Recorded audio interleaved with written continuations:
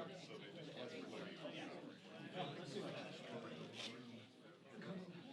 Matt. How are you? Hi. Hi, Matt. How are you? You hear me, Matt? Stand by. Yes, I got you. Do you hear me? Sorry. Hi.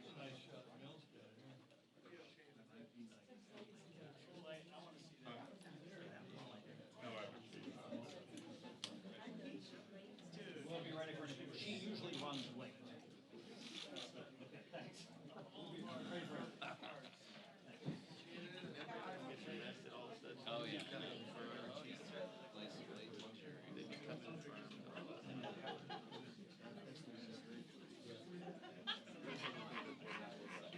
Well, Nancy Pelosi has kept this process completely secret. She's told virtually nobody. But I saw several House members into her office about half an hour ago before this press conference, and these individuals potentially could be impeachment managers. I asked each one of them if they've been selected, they've been asked to come to the part of this meeting. They all refused to comment. The people who include Adam Schiff, the House Intelligence Committee Chairman, he's long been suspected as probably going to lead this case, as well as House Judiciary Chairman Jerry Nadler, who also was walking in. But I also saw Hakeem Jeffries, a member of the House Judiciary Committee, a member of the Democratic leadership in the House. I saw Jason Crow, who's a freshman Democrat. He's not on either the House Judiciary Committee or the House Intelligence Committee. He is on the House Armed Services Committee. He's a freshman. He's a former Army Ranger. He served in Iraq and Afghanistan. He's someone who later got behind the impeachment inquiry in the aftermath of the revelations about Ukraine. And also Val Demings, who served on both the House Judiciary and House Intelligence Committee. She had long been suspected as a possible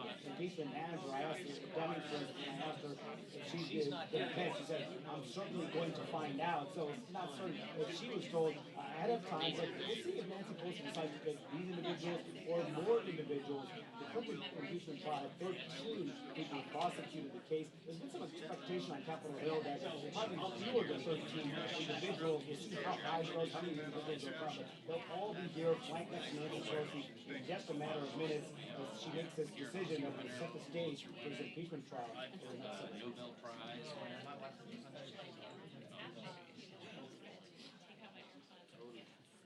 You would just well. Well, it's not well. Yeah. Not like I haven't seen her before. I know. That's what I'm Got it. Thank you. Yeah.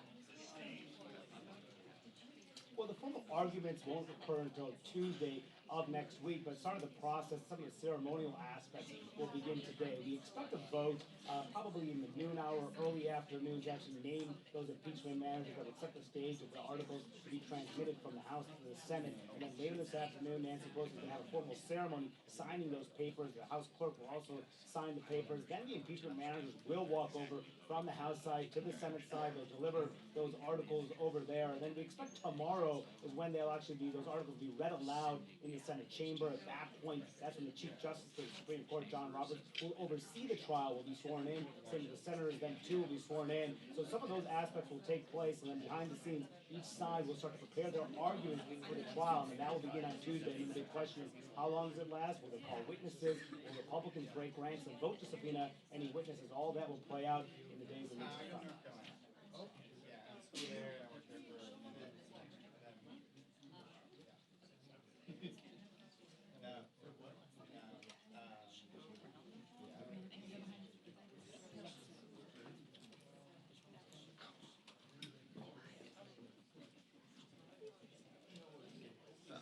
Something's going on.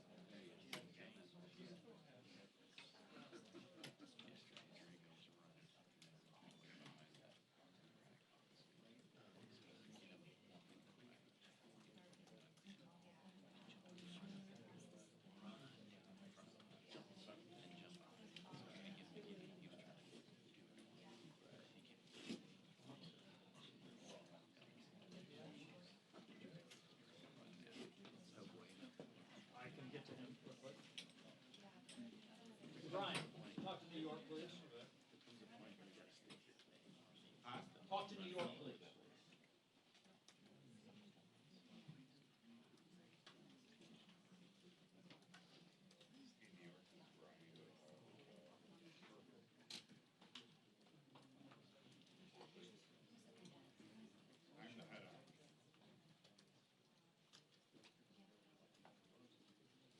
Yeah, I can hear you. Thank you. Kind of like a recliner. Kind of like a recliner. I'm on An Robert Fish. impeachment. What are the new drinks people are making for impeachment? You gotta visit some local bars. There wouldn't be anybody in here. You need a reason. Yeah, man, I'm not.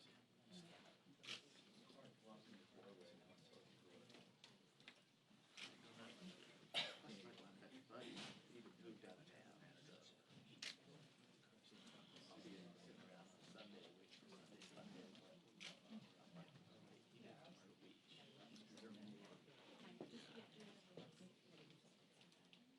I actually like the guy.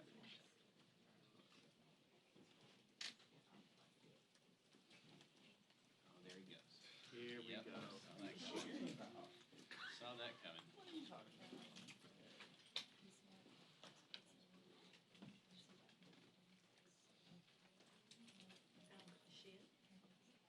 I think we should. I wasn't sorry. No, that's an Ernst. That's a classic. Yeah. But you gotta have the fork in the face. The Ernst is just running in front of everybody. Yeah, without a care. Or not even just not matter by caring, it's matter of not even like just This era is a, you have to do it. Realize it's still that having excruciating sorrow. that's because she has a conscience. Yeah. The Ernst requires. Yeah, maybe a couple of years. So she go there. Are you making yourself at home? Snacks.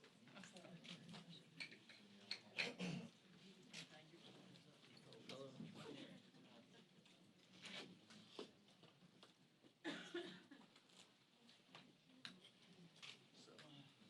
the writer novel, Arms, about restrictions over against society.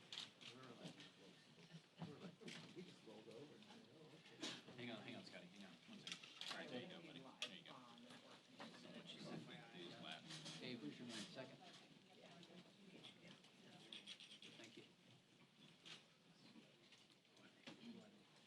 Can't say. How many? Yes, thank you. I'm sending it. Must be even number though. I say six.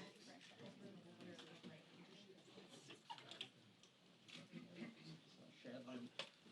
Six of them. Son, Nandler, Show. Sylvia Garcia. Raskin. No, let's see, right. Having got these good. Sylvia, wow, I shot her yesterday.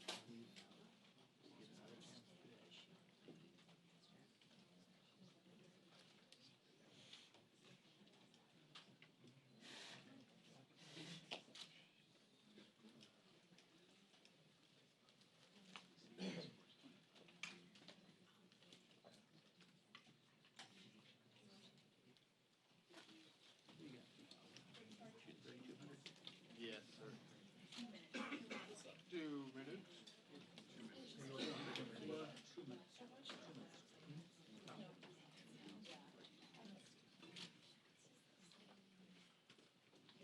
Yeah, I'm almost excited.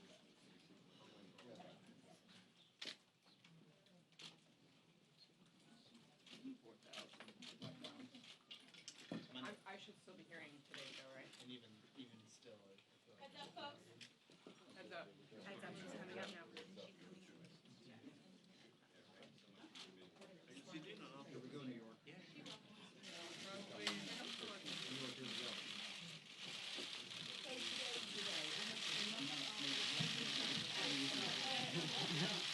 Here I come. Here. Good morning, everyone. This is a very important day for us.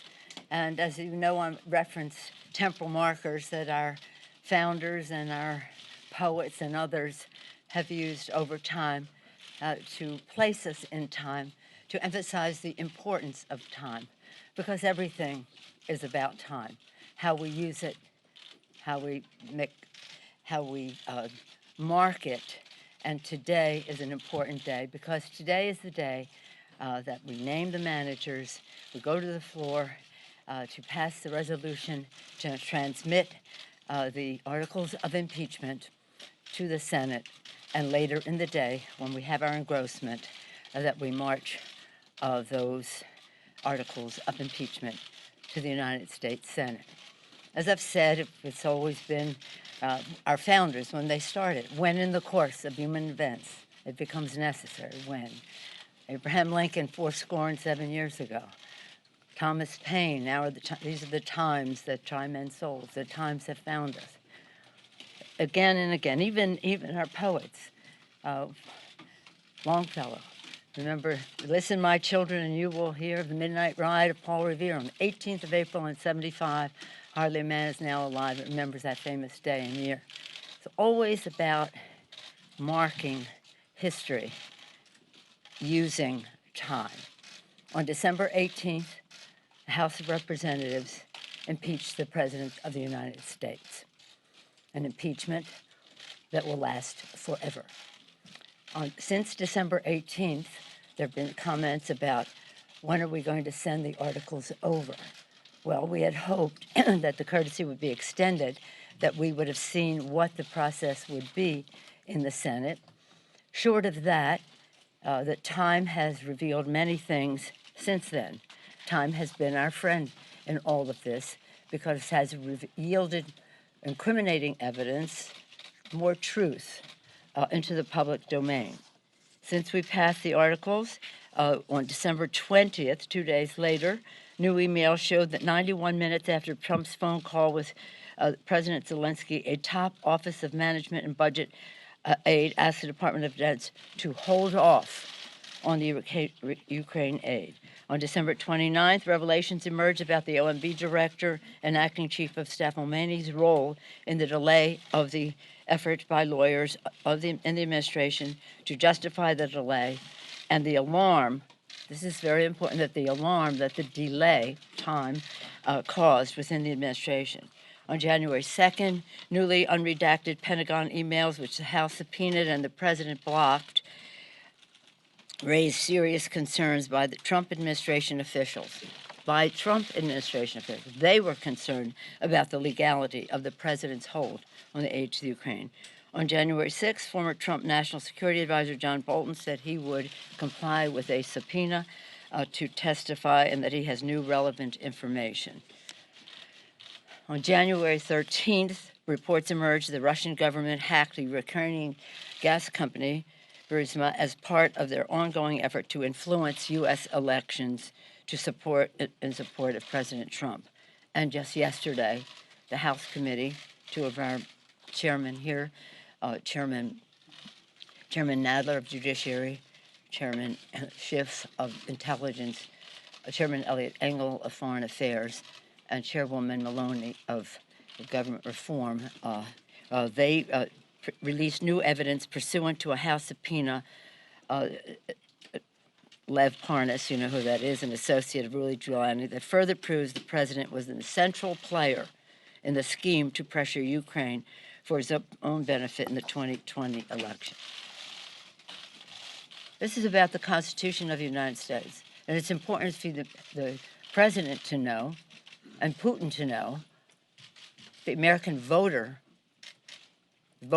in America should decide who our president is, not Vladimir Putin in Russia.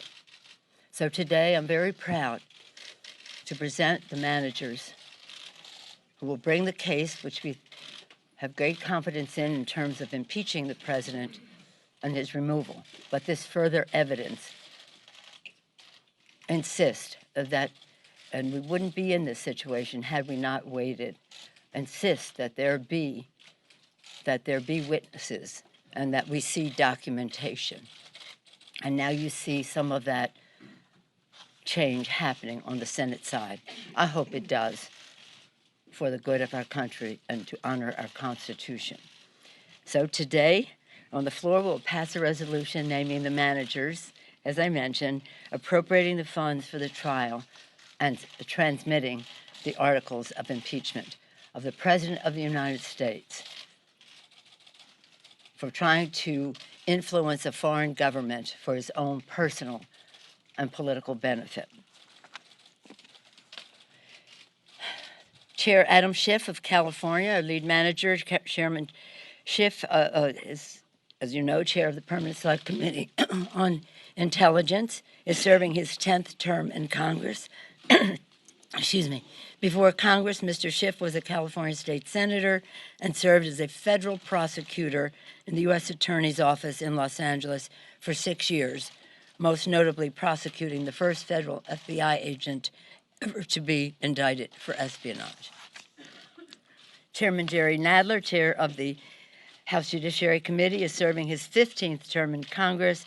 Mr. Nadler served as the top Democrat on the Judiciary Subcommittee on Constitution, Civil Rights, and Civil Liberties for 13 years.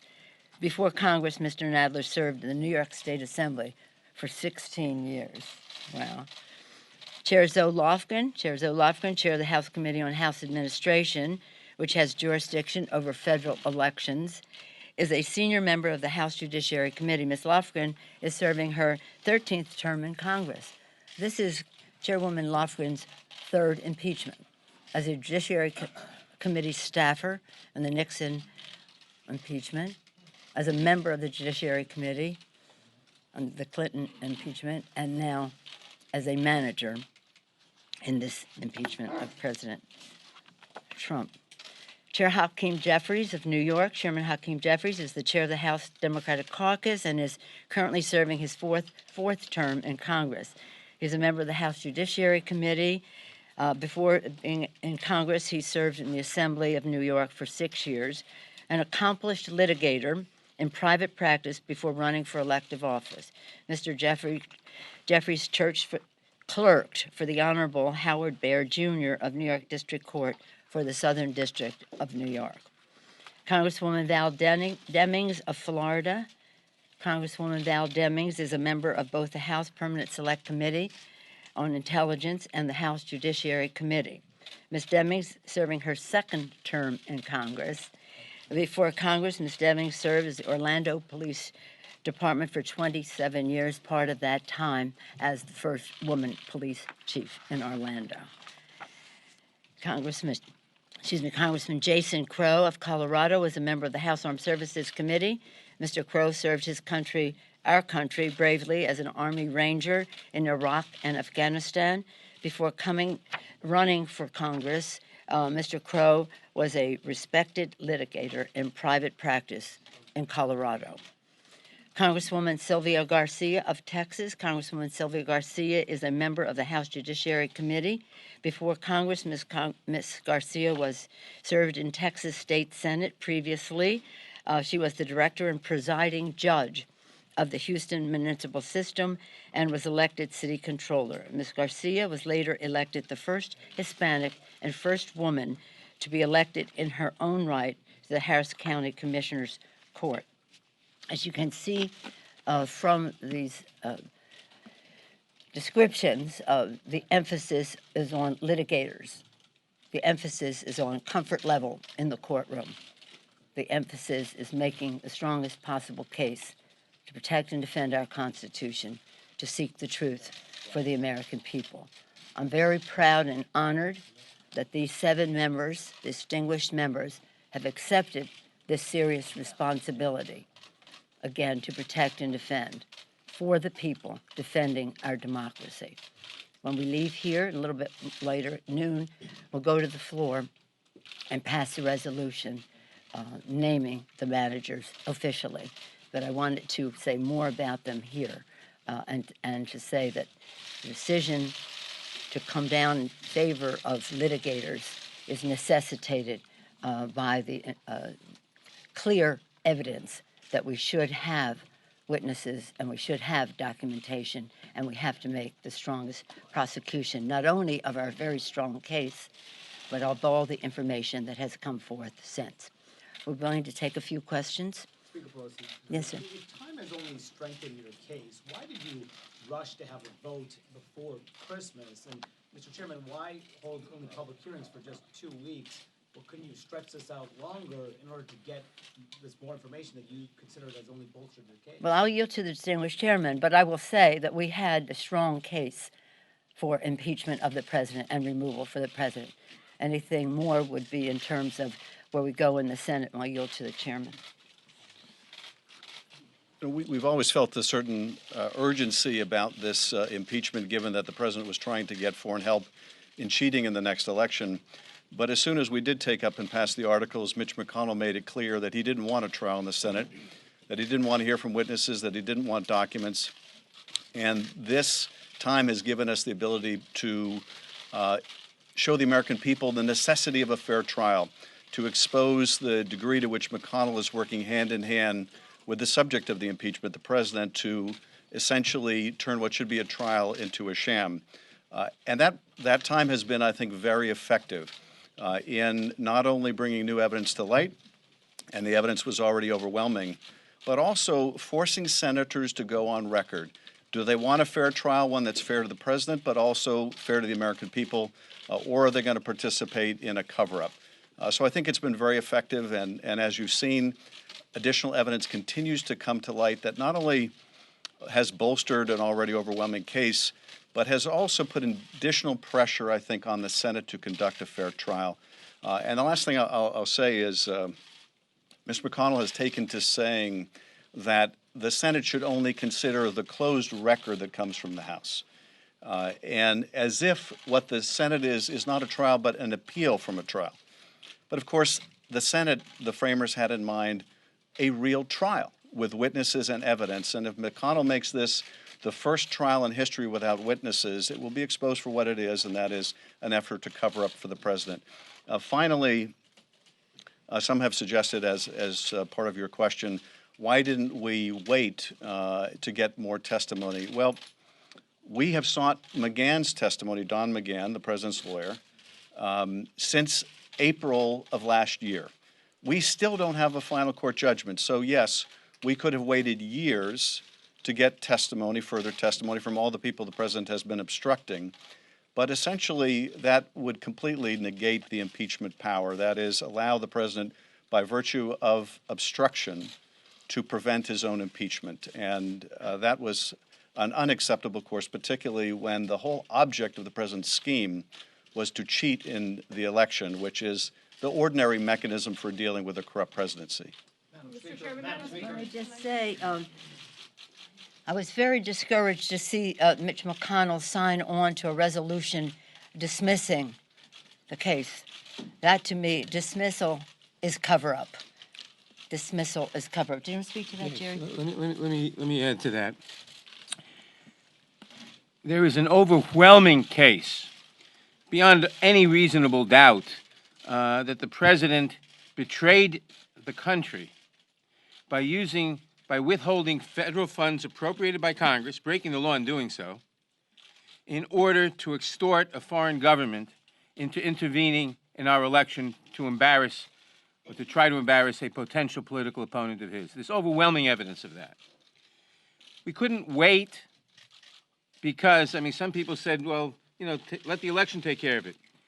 He's trying to cheat in that election. So it is essential that we bring this impeachment to stop the president from trying to rig, not from trying, he tried, from rigging the next election, from conspiring with a foreign government, as the Russian government attempted to rig our last election. The evidence is overwhelming. The latest evidence with Parnas and Giuliani makes it even more so. It made sense to wait a while as the more evidence piled up, but we have to proceed because the election, the integrity of the election is at stake. Let me add one other thing. This is a test of the Constitution. The president's conduct violates the Constitution in every single way, trying to rig an election, stonewalling the Congress is saying no one may testify because I can have a cover-up despite Congress. But it's a test of the Constitution now. The Senate is intended by the Constitution to conduct a fair trial. The American people know that in a trial you permit witnesses. You present the evidence. If the Senate doesn't permit the introduction of all relevant witnesses and of all documents that the House wants to introduce, because the House is the prosecutor here, then the Senate is engaging in an unconstitutional and disgusting cover-up. So the question is, does the Senate is on trial as well as the President. Does the Senate conduct a trial according to the Constitution to vindicate the Republic? Or does the Senate participate in the President's crimes by covering them up? Thank you. Madam Speaker, Madam Speaker. Chad. Thank you so much.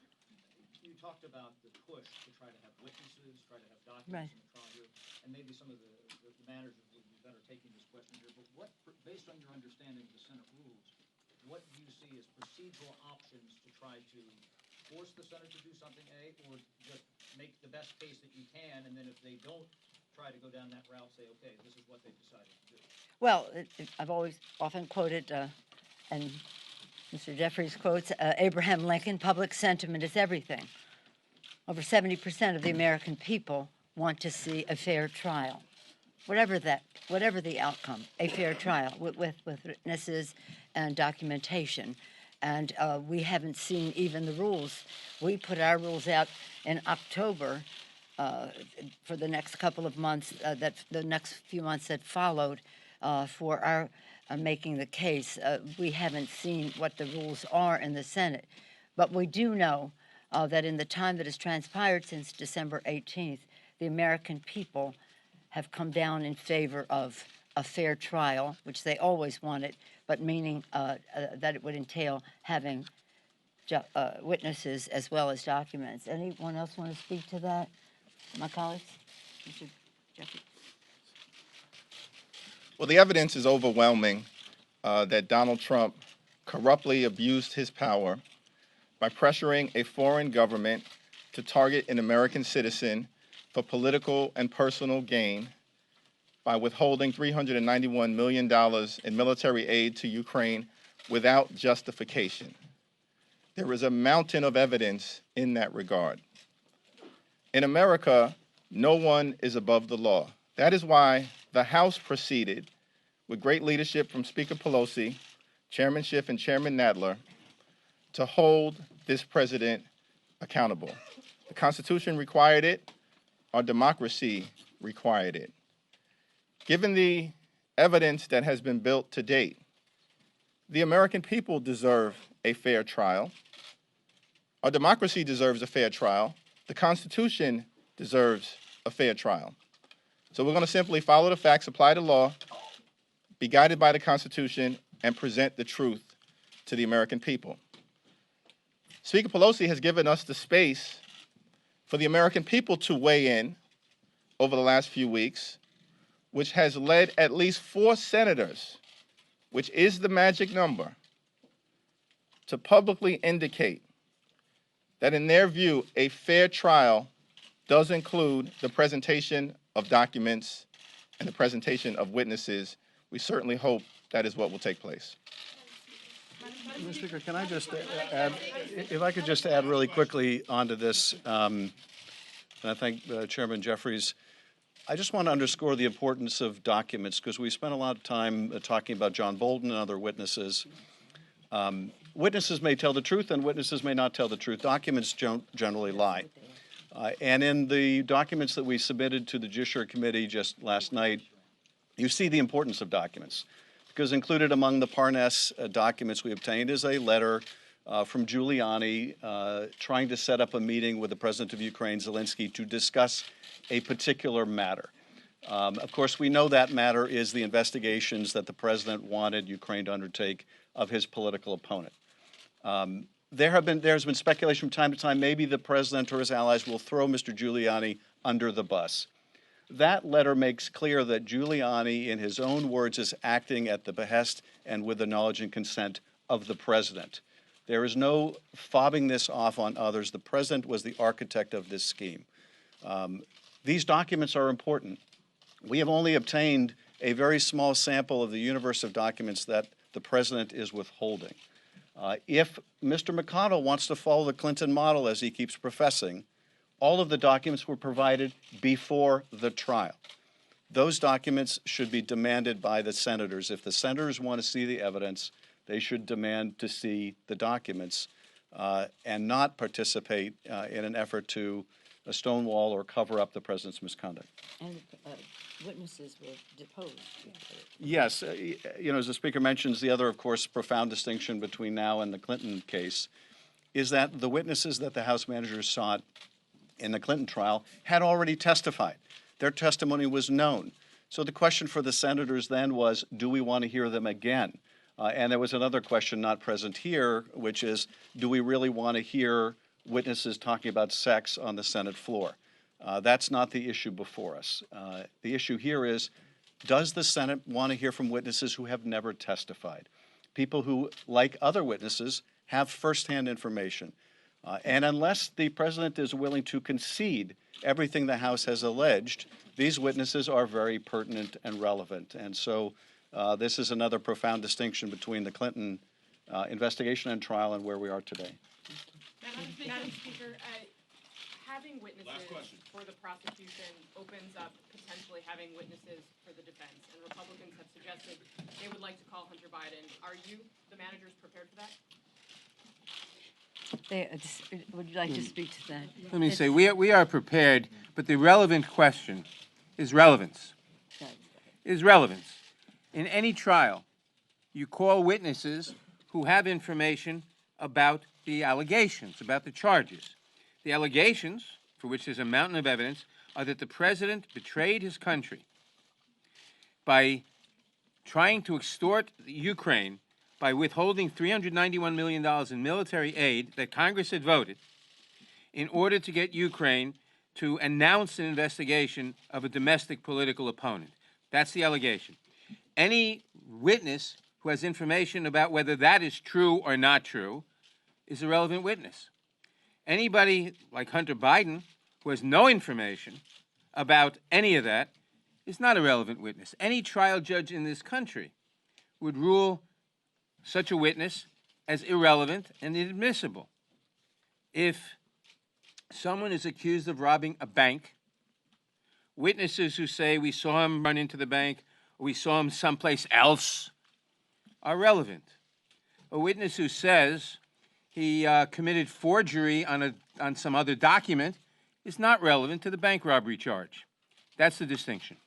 But let me just say that what is at stake here is the Constitution of the United States. This is what an impeachment is about.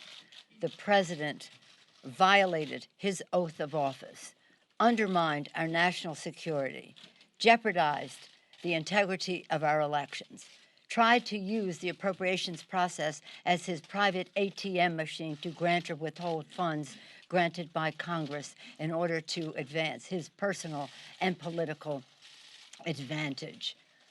That is what the senators should be looking into. This is a president who said the Second Amendment, the Article 2, says that I can do whatever I want. It does not.